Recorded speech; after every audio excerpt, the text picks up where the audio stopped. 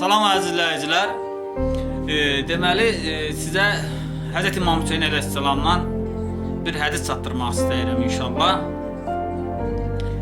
Deməli, hədislərin birində İmam Hüseyin əleyhissalam belə buyurur: 5 şeyə əməl et, istədiyin qədər günah et. Bəli, 5 şeyə əməl etdikdən sonra istədiyin qədər günah et. Birinci, Allah Taala'nın ruzisindən yemə. Bu birinci. İstədiyin qədər günah et. İkinci, Allah Taala'nın vilayətindən xaric ol. İstədiyin qədər günah et. Üçüncü, Allah Taala'nın səni görə bilməyəcəyi bir yer tap, istədiyin qədər günah et. Bəli. Dördüncü, ölüm mələyi ruhunu almağa gəldiyi vaxt onu qovmaq bacar, istədiyin qədər günah et.